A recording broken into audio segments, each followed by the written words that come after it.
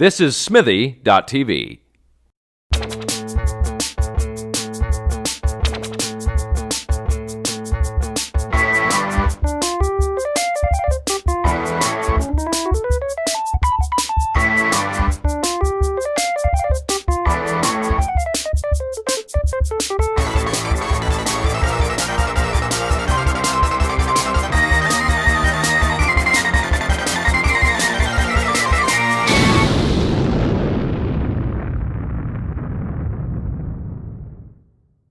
Go. What an explosive theme song. Wow, my goodness, I'm so glad I you just got went to in my listen to that. I pants. did. Did we just hear something? Yeah, we did. We did. Act like you did.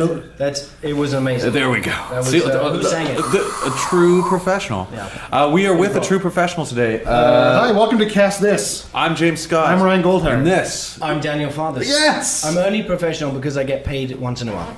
That's what makes you professional. I guess. Well, we, on the other hand, are not We professional. are not professional, nor do we behave professionally. Nor do we get paid. So, That's not good. yeah. Better agents. Daniel, you Yes. just got some good news, speaking of professionalism. I did. I was just walking through the door, and I ran into Jenny Lewis and Sarah Kay, and so Local casting directors here in Toronto. Huge. In fact, Jenny Lewis, when she was an assistant for I'm not sure who, John Buchan. was it? Or Diane we're talking like 15 years ago. Yeah. She cast a student film with Christian Knudsen. Do you remember him? Mm-hmm. And it was my very first filming job in Toronto. That's awesome. FYI. So anyway, Jenny is now casting The Transporter, which Yes. is international. Originally I A did German co-production, in fact. German, English, Canadian. American, and French. Yes. And Liechtensteinian. Come on, really? No. Okay.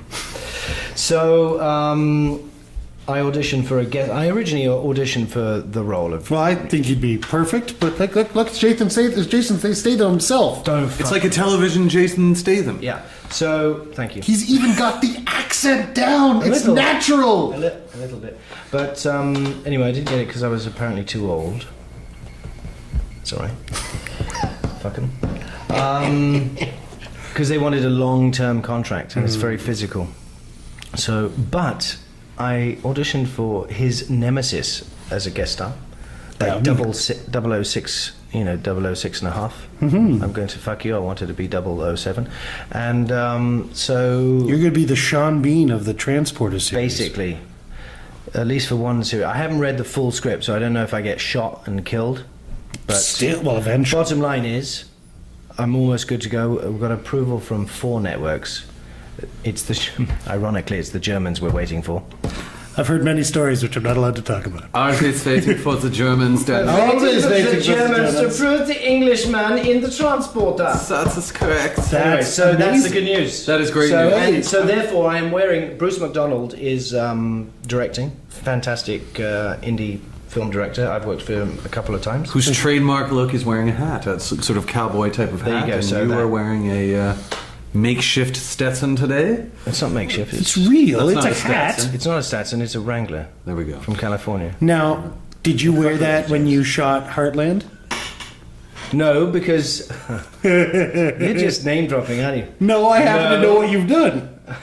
You read your IMDb You don't profile even before you have came it in. on like. Look on at file. me. Look at me. I'm a professional. It's all up here. Jesus. I don't need I notes. don't remember half the stuff I Hey. had. No, because I play Stuart Forrest, an English Olympic equestrian Oh, coach. so then- So I'm very proper. Jodhpurs. You were wearing Jodhpurs. Something like that. Yeah. And a barber. Yeah. So. Was he nice, the barber? You can't Talk about understand your barbers. accent. All right. All right. So- ask me a question. Okay, I have a question. Yes, you are, and so are we. So let's get this over with. Nobody's making money here, people. Hurry up. It is Canada. After It is. all. It is. Okay. Yes, I'm Daniel, very happy to be how long have you been in Canada? Because obviously you were born in England. In Canada. In Canada, What, and you are immigration? from a certain dynasty. Actually, we looked this up. Your father was a set dresser, I believe, in the West End theater scene. If I'm Scenic designer. scenic designer. So would he be designing sets, or what would he be doing? Yeah, he was professional. He was actually one of the top West End designers Excellent. in the, I'm going to say 60s and 70s.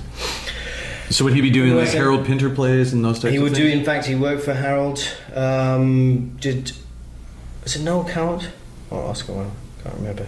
Noel Coward, right? Yeah. Yeah. Yeah. Did a play for him. Did Covent Garden, Scottish Opera, the National Theatre, like all the big ones. Amazing. Yeah. He's very talented. And we were watching your mom earlier today. Yes, thanks to Netflix. No, on an you episode can of watch Doctor Who with, Spearhead with Can I John t- Pertwee. from space. Yes. We'll get her on. Wait. Oh yeah. Yeah, Why not? awesome. Oh, this. I can in fact load it right here. I'm going to load it. Our We're Netflix gonna like hook instance. up with Tessa Shaw, Excellent. the actress in Hollywood. And she is And is she literally living in Hollywood right right now? in the She lives- opening she lives in minute and a Hollywood. half She lives in of Hollywood. Netflix. Here's Netflix, not a sponsor. So what did you watch her on? Doctor Who. Doctor Who. Oh my god, was it black and white? No, color. Color. Get the fuck out. Really? Spearhead in space. Here, it's the last thing. Here, I'm going to press resume. And we're going to turn it this way. I'll show it once it's loaded, because right now you can see what else I've been watching. Diego, Dora, Barney. You can tell I have a 2-year-old at home. Shoot me now. Netflix. With 2 cameras. With 2 cameras. Here, so it's already a minute through, so... So let me ask you this: you were watching My Mother on Doctor Who. Here's Doctor Who. Oh my word, that's too much. Theme song and all. Great theme song. Mr. Producer, we have that sound? Awesome. Is that John Pertwee? It is. Oh my yes. gosh, Doctor Who. There, so we'll hold it I used to here. watch that. I think that was one of the first times I ever saw My Mother on It television. would be even clearer if I brought my iPad out. I guess Apple, that's not a about, sponsor. that would be in the mid '60s. I'm assuming it's written by Robert late Holmes. 60s? Episode Not 1. that old, James. Spearhead from space. So here's Could've the been a opening rerun. shot. It's space. And then we're going into Earth. We see Earth from the distance. Only a photo. It's just a model. Wait a minute. Then we got a Stock footage there. Yep. Hold on. Are we going to see My Mother right now? We Yes, are. but she comes in First, there's the radar person. Oh, he's Sweating. sweating. Very hot. He's nervous. He sees a shape on the Stock radar. footage. This is so funny. Please come in. Yeah. Please come in, and then Urgent. Who comes Please come in. And who comes in next? But Stock here, footage. Don't tell me. Here Stock comes your mother. What is it? I've got something on the arm. Daniel Fathers, this is your life. There's Tessa Shaw. So She was hot. yeah, see, it's not bad.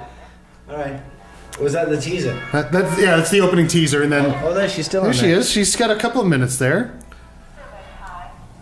Here, let's She get some dialogue goes here. to these these Trekkie Conventions? Sure. Sure. Like people follow her. She was only in like I don't know how many episodes, but Well, I probably 3 or 4 because they were only half-hour episodes, Right. and then but it's a storyline. yeah. So sure. if she was in that storyline, then Yeah. it went over.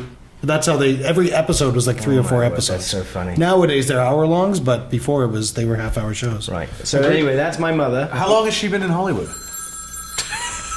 Here she is.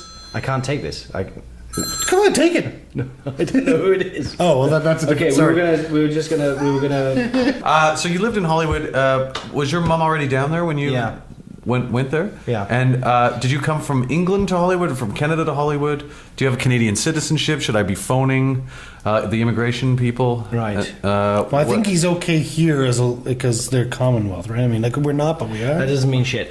Oh, well, even better. Yeah, no, it's rubbish. It's called immigration. So here's the facts. I was born in London, England. Yes. To industry people. Yes. Actress Tessa Shaw, scenic designer George Fathers. And they got divorced when I was around 10. My dad moved to Canada. He retired from, the West End and, floating around Europe doing scenic design and went to teach it at the University of Regina.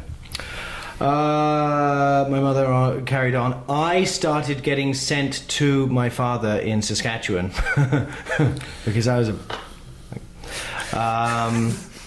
and my mother couldn't handle me. When I was around 12. So that was the first time I went to Canada. And that's when you got this cowboy hat. It looks a little bit newer. You grew into it, though. I did. Yes. Anyway, I did enjoy the cowboys and the Indians when I went there. You can't say that. It's not politically correct anymore. But the Indians apparently are allowed to call themselves Indians, but we have to call them native Aboriginal peoples of North America or something like that. Scandalous. But I dated a Cree woman. That's okay. She's great. That's She was kind of cool. I She dated taught me a a lot Jewish about the woman. culture. I love that culture. The Native American culture is peaceful. It's all about the circle of life. Big save there. All right, let's go on. From Saskatchewan. So you lived in Saskatchewan I for a did. bit? Yeah, I went to high school in Saskatchewan. Yeah, okay. Yeah, Charlotte, are you paying attention? You almost kind of that. I'm almost going went to. over. I'm gonna. Okay. Don't worry about him. I'm gonna repeat I'm it talking back to you, Ryan. No, talk to me. Okay. Oh my god. There is. I hope there's a camera on you because way too funny. I went to high school in Regina, Saskatchewan, Sheldon Williams Collegiate. Now, Dimitri. You know Dimitri. Chepovetsky. Went to the same high school. awesome. Shoshana Sperling Yeah. went to the same high school. Her husband, Maury, went to the same high school. Maria Surjanis, do you know? Yeah. Same high school. All at the same time, by the way. I'm going to tell you a little story here. And, You were Jane- all in Pippin together. No. No, we were all in Oliver together. Close. And I... Were you Oliver? No, Maury was Oliver. They didn't even catch Shoshana and Dimitri, they were my pickpockets, and I played Fagin. Fantastic. Awesome. Fantastic. Yes, that's where it all started, people. Do they have and now, do they have a really good arts at program least at that school? 7.5% of Canadian television is filled by people who were in that cast. Do they have a good arts program at that school? Apparently. Yeah. Well, maybe I don't Or know. just- Maybe or we just started purely a up- coincidence it was for just that luck. time frame. It was like Hilarious. anybody who could sing and dance in Saskatchewan was sent to that place, and we needed you to do Oliver. So yeah. That's where it And all was the started. inspiration to get into the business based on your family background, or was it because while in high school you just found a knack for doing school plays that wanted to lead to more? Right. Okay. Good question. I grew up in the industry. Yes. My younger brother, who was much shorter than me by a foot, he was the professional child actor. His name's Jason. He ended up being in the animal world. He works with birds of prey, but he was Is actually he a falconer? yeah, basically. Does he clear runways? No, Because that's what falconers can do. That. can they? Yeah, they clear the birds off of runways. Oh, right. Yeah. Okay. It's the legitimate business. I wasn't Right. making fun. Right. Talking about Ryan can clear rooms. narcissism. Talking about me. But just what I say. and what you do. Hello. Hey, Daniel. So anyway, so Jay, my brother, not talking about me. Let's talk about my brother. Okay. We do. Why don't we get him on the phone? Well, I was watching your brother earlier on Netflix. No, he was a great child actor. Just didn't want to do it for the rest of his life. And I went to school on a sports scholarship in rugby and track, and so I did acting when I was a kid. You know, commercials, voiceovers, and I just went along with my brother, to be honest with you, and did some things. My mother forced me to be in the school play at Tower House. Was my prep school. In fact, there's a couple of famous Who went to people. this? Let's hear. Yeah. During your time? Who are the famous his name? alumnus of alumni? I see him. He's in the Twilight. He's in the Twilight. He's the other guy, not the dark-haired guy. What's his name? Oh, what? Twilight. The lead of Twilight, like the kid. Yeah. Um, Three of them. If you say his name. Anyway, he and I went to the same school. The muscular Clive guy? Pierce, the host of Flip This House and all that. He went to my school. Mark Lester, who played the original Oliver Yes, in the film, movie. Yeah, he went to there. my high school. He was not allowed to be in our school play at the time because everybody wanted to see him because he was in Black Beauty and whatever. So yeah, he was not allowed to be in the school play. Anyway, that's a bunch of name dropping shit. Okay, so you went to high school in Regina. Then I trained as a dancer at the Ballet Rombe. So I left school when I was 16 in England, and I put the athletics with the family business. So I went to train as a ballet dancer at the Central School of Ballet and Ballet Rombe. Did it for about a year and a bit. Wasn't my gig. I got knee injuries. It just wasn't who I was. Then my mother sent me to Regina to my dad. Finished off high school, did Oliver. Won a Saskatchewan Drama Youth Award of some sort. That's the only acting award I ever won. And that was my Oscar.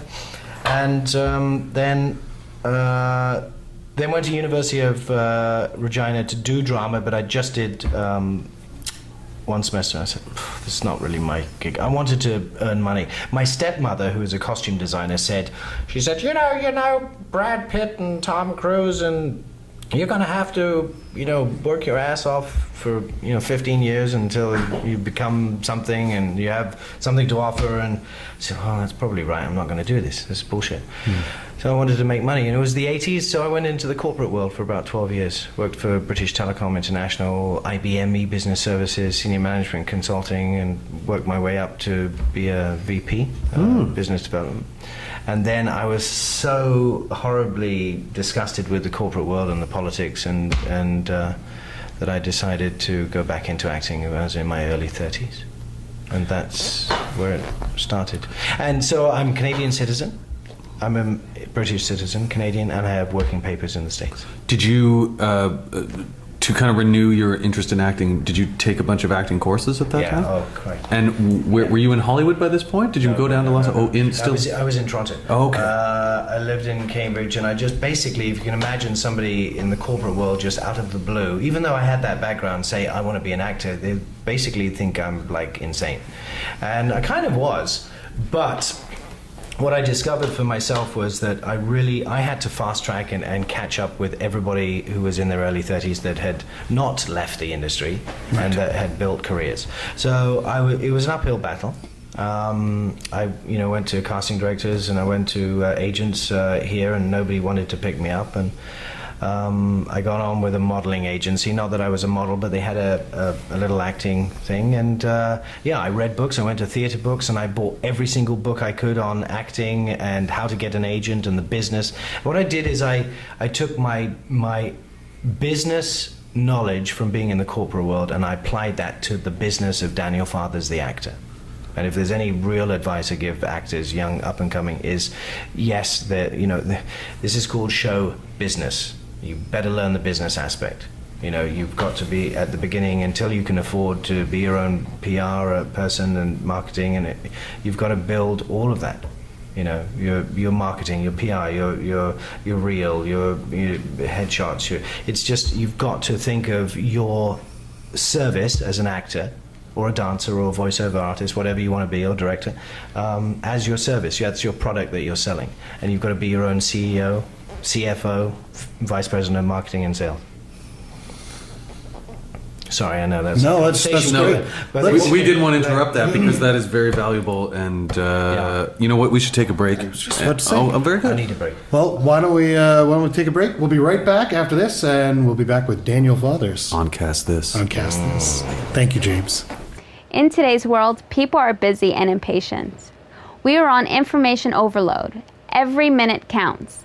People want to know what you can do for them. They won't spend time reading or searching, but they will watch a video. If it clearly explains who you are and what you do and tells them what they want to hear, they will reach out to you. You have seconds to get people's attention. You want a video that is engaging and makes the viewer feel as though it is speaking directly to their needs. Add to your sales team a short video and let it do the heavy selling for you. Or add to your social media or wherever your audience is spending their time. Videos can pay back your investment 10 times over. So now that you've heard our message, let's talk about yours. Let's bring your image to life. And we're back. We insert commercials later. Crikey. It's like public television here. I'm going to have one of these. Oh, could I have one? Yeah, it's a mint from Starbucks. I was starting to think that you had I love them. like a Wow, secret. they look like roofies. Yeah. What are you doing? Trust me. Daniel, I love you. Right. So let's talk about the business. Okay, This was a very nice blue pill. So we I don't do that anymore. Okay, so you were in the corporate world. You managed your career. What was the first role you got after you got an agent? Oliver? After Oliver, the big return. You know what I did is I discovered I wanted to do film and television. I wanted to do everything. The first professional role I got was for a small theatre company called Theatre and Company in Kitchener-Waterloo, and I did a play for them, a lead role called Joyful Noise. So it was a world premiere of independent Was that the theater that ran out of the theater in the shopping mall? Sort of, yeah. And then it moved into the big one. The city of Kitchener-Waterloo built a huge... Yes. Yeah. Stuart Scadron Wattles was the artistic director. That is a fantastic name. Yeah. Yeah, he was. Yeah, and he was all that. Anyway, so that was the first professional role I got. Film and TV. I did a non-union commercial for CDW, like computer thing. Mm-hmm. I remember getting told off by the director. I did something silly on the camera. I don't know, whatever. But I realized that I had to get a union card, that I wanted to do film and TV and make some money and blah blah blah. But I approached it not as a hobby, but without huge expectations. For the first time I had discovered acting. I started reading poetry, and then I started reading plays, and then that's how I sort of went back and said, you know what, life is too short. I've got to do what I want to do. I don't care if I earn $1 million or not. I just want to be happy in doing what I did. And that's so originally I went back into acting because I just wanted to live a life of what I wanted to do. Mm-hmm. And that's really important. That's a huge lesson for me. Do what you want to do. When you mentioned that you spent some time in Los Angeles, so how does that fit into your the trajectory of your career? Right. So what happened is I started doing I needed to get my ACTRA card. Mm-hmm. So I needed to buy a permit, and so I needed to get 6 credits and then get my ACTRA. And it's just like any business, you start off at the bottom, and they allow you to do SOC commercials. Mm-hmm. And if you do that well and you don't fuck up, maybe they'll give you 1 line. And if you audition well with the 1 line, you may not be right for that role, but they'll bring you in again and again until you actually book one and you don't fuck that up. And then they'll give you maybe less than 5 lines, or like an actor role. And my first speaking role was on The Relic Hunter. Lisa Perizan gave me that first principal role, that opportunity, and I did that with Peter Cockett. Do you know? Yes, of course. Around, yeah, right? yeah. Oh, yeah. Cool lad. Him and I did an old English Victorian thing, and I just worked at it, and I took. You asked me about courses. I took a lot of classes with David Rotenberg, mm-hmm. All the way up to the masters in film acting. He taught me a tremendous amount. Yeah. And I was just a sponge, because I needed to catch up. I still am.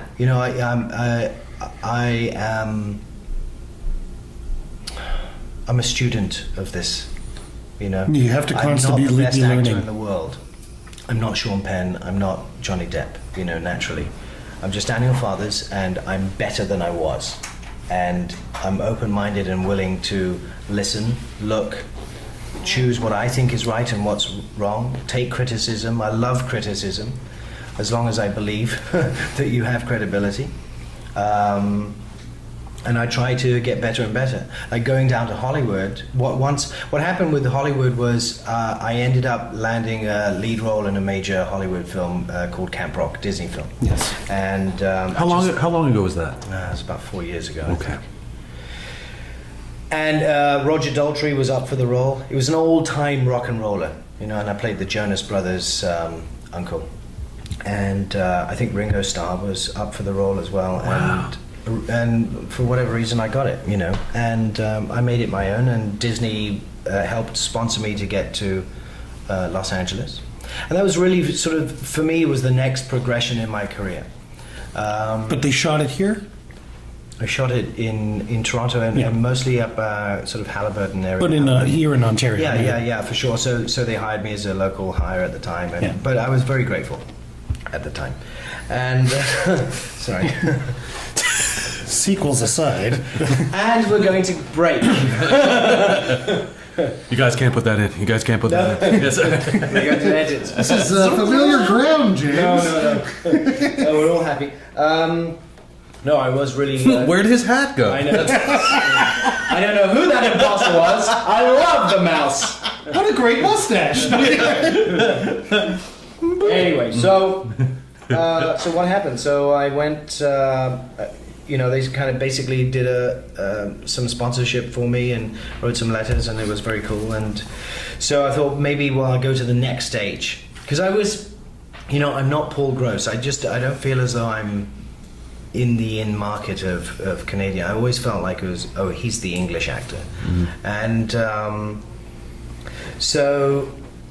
look, you can't make as much money in Canada as an actor as you can in the States. We were talking about how much money you get paid for doing a TV series. You get tens of thousands of dollars just to be a regular on, a nondescript American TV series a week. We don't earn that kind of money here. We don't have the population, therefore we don't have the influx of money, therefore we can't pay the actors that much money. So basically, if you want to forget stardom and fame, if you want to make millions of dollars an actor, in my opinion, it's not necessarily the best market to be in, is to be a Canadian actor in the Canadian film and TV industry. One has to go to the major leagues where the money is. And what happened to me is I went down there. I honestly got it went well for the first year. I got the second movie with Camp Rock. I got a couple of TV series. I was on 90210, and I did a guest star with Eric McCormick on his show at the time called Trust Me, which was great. But what was really fantastic about Hollywood is it changed my style of acting. I was now auditioning up against Christian Slater and all of those type of actors that have made it. And this might not be an answerable question, and maybe I've cut you off. No, it's okay. But how did that physically manifest itself, that sort of change in your acting style? Well, I took classes when I was down there as well, because I was really interested in, and I look at the great actors and I say, what are they doing that I'm not doing? Or what are they not doing that I am doing? Well, what they're doing is yelling. What? Al Pacino is a great actor. He yells a lot. Right, okay. But so you should yell a lot louder in your... Sometimes I do. Do you? Yeah. Where can I see you yell? Flashpoint. Okay. Okay. Let's...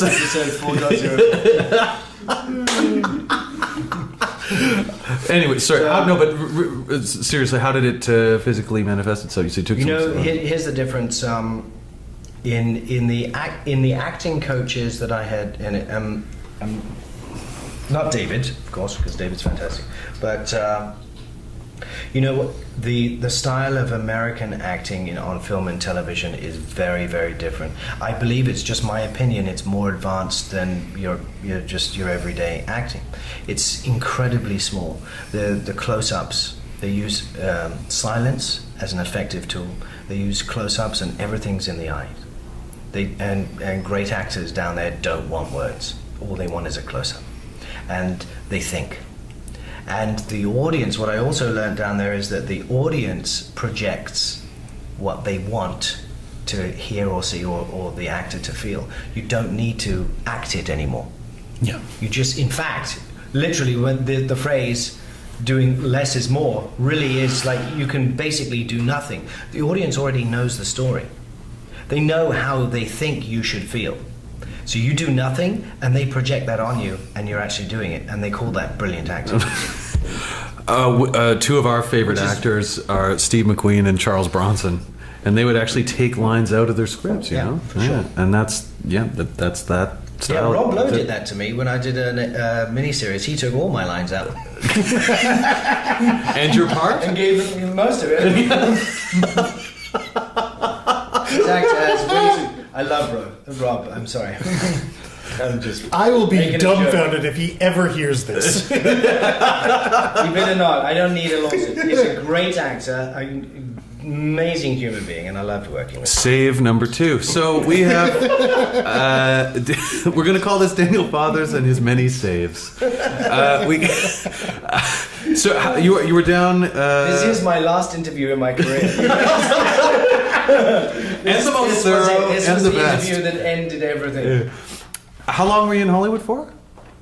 No, I'm getting back on track. No, you said 3 years. I have to call my press agent now. What should I say to this one? Yes, that's right. That's right. We're not trying to entrap you at all, I swear. I had a work visa, I still do, for 3 years, and I've been going back and forth So, in fact, last year I came back in August to do the premiere of. This all sounds name dropping, but what the fuck? It only is egocentric business here. We're doing the red carpet premiere for Disney for Camp Rock 2. Oh, okay. At the Lincoln Center in New York. Oh, great. Yeah, and we were early. We were in the little limos, and big ones actually. And we were very early. There was traffic in Manhattan, as there always is, and I needed to take a piss. So we were like circling and circling, and I saw the Metropolitan. I was with Danny Cash. You know Danny Cash? Yeah. I love Danny. Possibly in 2 weeks from now. Yeah, he's going to be a our guest show. on here too. Oh, fuck, yeah, that'll be good. He'll like completely take over the room. But that's okay with us. The less we need to talk, the better. You won't get a chance. He'll tell you everything. I love it. I Ask look him forward about to his it. mother, though. You know about No, his mother. Maureen Forster, Yeah. She's fantastic. Yeah. Anyway, well, he was pointing out the Metropolitan, the Met, because we kept circling it. I was dying for a piss, and I said, fuck it, then I'm going in. There's the stage door. Because he used to tell me about when he was a kid and watching his mother, on the Met.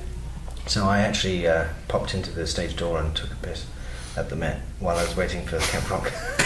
I thought you were going to say you pissed in the fountain outside. No, it was like around the back. Okay. And there's like literally tens of thousands of screaming teenage girls Waiting for the round Jonas corner. Brothers. Yeah, and I was like, and we're waiting, and it's like, I need to go piss. So I stage door. I said, you're not going to believe this, but see, all that screaming shit, that's for us, but I need a piss, and we can't actually go there until the Joe Bros arrive, so can I use your washroom? And anyway, did. Next question.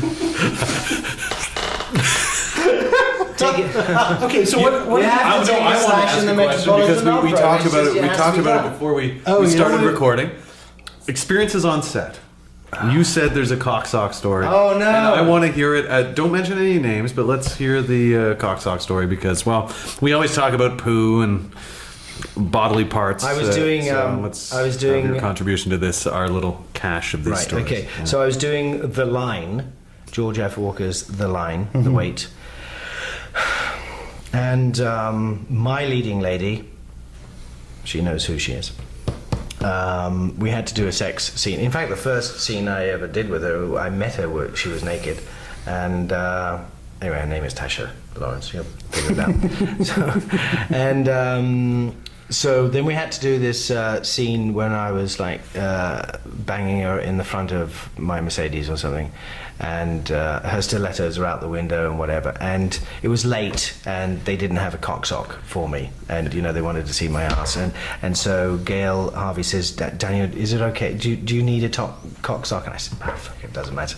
And then she asked Tasha if it was okay, and she said, no, so it's totally fine. So did the scene, no cocksock.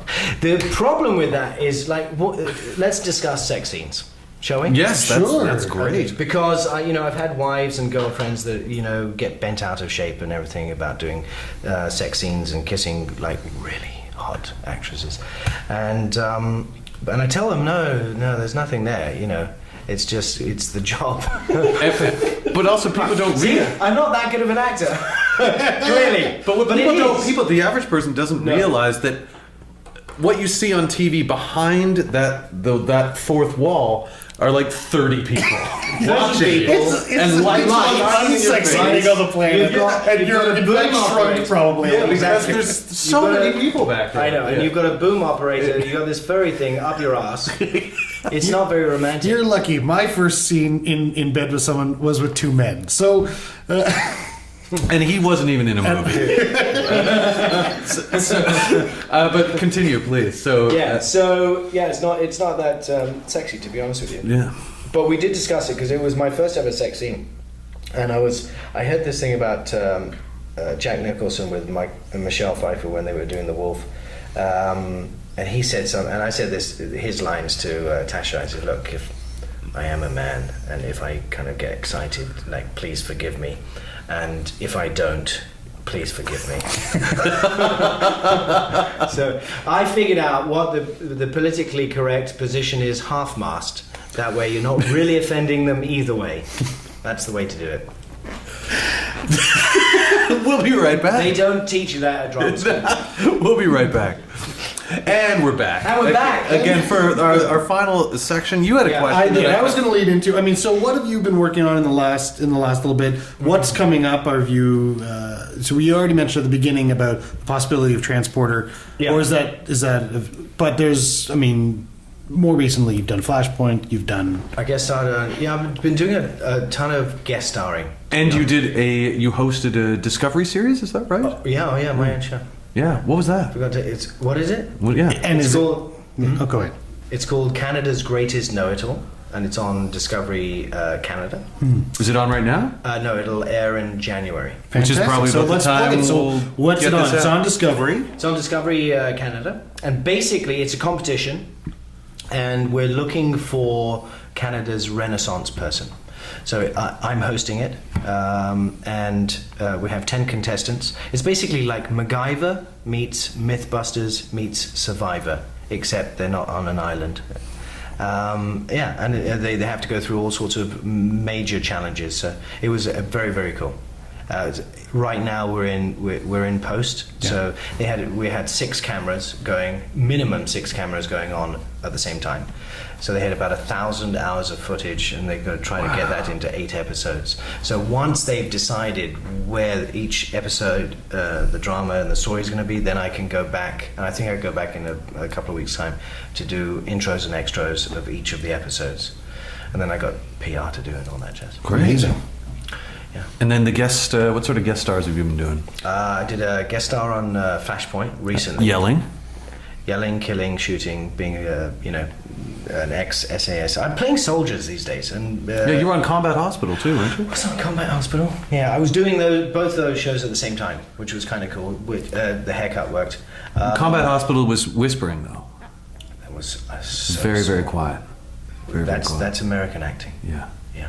And then Flashpoint And I was used a yelling. bit of American acting for Flashpoint. It was either the whisper or the yell. The Richard Harris style. It's like, Exactly. yes, someone left a cake out in the rain. Yes.